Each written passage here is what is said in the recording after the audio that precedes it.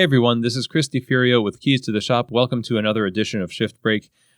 This is just a short episode every week on Thursdays to give you some tips or insights to help you with your career or your business.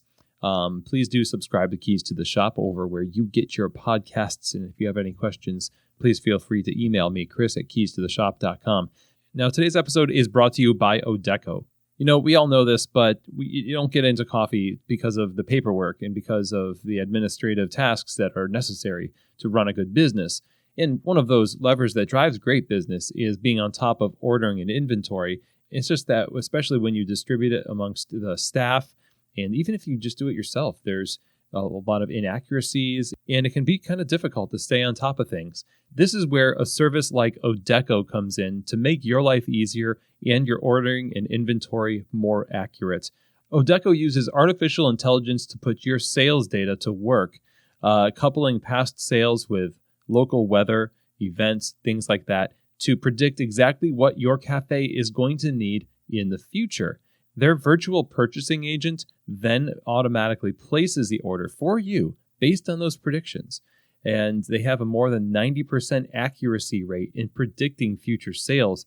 They've helped their partners cut waste by 50%, reduce food costs by 9%, and save 2 to 5 hours per week for managers and owners. This is fantastic, automated, centralized, optimized ordering for your cafe. So a lot of things going for you when you use Odeko in your shop. So if you want to make this easy, take the pain out of ordering and inventory and make it more accurate on top of all that, then I would suggest going with Odeko. You can try this out for yourself by visiting this link, odeko.com/keys to the shop. All right, so today I wanted to talk to you all about something that I mentioned at the end of my episode here, the one on 186. We talked to a few people in Coffee Fest P&W that was in Tacoma this last weekend. And at the end of that episode, which you should listen to, by the way, I mentioned that, each person in your life that really could have their own episode on Keys to the Shop. Of course, each coffee person in your life, mainly your staff or yourself, you have enough wisdom and experience in the industry to be able to put together some great thoughts and great points that other people in this audience would absolutely benefit from. And I mentioned that because in one of my classes this weekend, I do a seminar called Top 10 Ways to Lose Employees. And of course, that's sarcastic. But I joked with the attendees of that seminar. I said, it's interesting that we're all coming here to this trade show to get information from experts behind podiums and behind microphones. But a lot of the stuff that you're going to hear this weekend, and even from me today, are things that you've not only heard before, but maybe you even heard it from your baristas, from your employees. And what happens in these cafes oftentimes is that we want to depend on outside sources because we don't know how to depend on internal sources of wisdom and resource. Mainly, I think we have a problem with power. We have a problem with authority making us act weird. We think they're just baristas. Now, we wouldn't even say that to somebody's face, but the attitude sometimes that leaders exhibit is that they want to seek out thought leaders. They want to seek out motivational speakers and podcasts and things like that because the assumption is that they have something valuable to share. And then I get a kick all the time out of inviting somebody on the show who has no experience in coffee sometimes, or is about to have experience in coffee, or is a barista and has a modest amount of experience. And they talk to thousands of people through this show, and thousands of people, because they're on this show, feel like, oh, now I can listen to them. Well, the fact is that people in their position with the exact same amount of experience or more are ignored on a routine basis within the organization because we just kind of think of baristas as fixtures, as furniture. We go barista blind. They're there every day, so it's just like, hello, goodbye. Oh, you want a raise? And when there's a problem, we most notice people, but when everything is going good, we don't notice them. And this is a tragedy because there is so much, and it's not just about mining people for value. It's about actually creating a place where they're cared for, of course. And we have tons of episodes talking about this fact that this is a co-created endeavor that you're putting together. It's not like nobody is a self-made person, okay? The baristas contribute enormously to the culture that customers love coming back to over and over again. And you need to be thinking constantly of ways to value them in their work on the bar. But going back to this idea of devaluing their input and having an outside source validate it, I can understand it to a degree, okay? I can understand it because you want to mitigate risk. And so when you listen to somebody like me who has 20 years of experience in coffee, and I say something that your barista said to you yesterday, for you that might be the final push over the edge, okay, I think that that's the right thing to do. I get that to a degree, but I think that sometimes we use that as an excuse, or use inexperience as an excuse to push the mute button on the entire staff, and then sort of make decrees from on high that I read this in a book by Simon Sinek about why our why, and this is our big thing now. And I read this on a blog, or I listened to this on a podcast, and now we're going to do it. And this is kind of a joke in my house, and it's not 100% true. If I say something to my wife, and this has happened the opposite way to me too, she'll say something to me, and I'll be like, okay, that's interesting.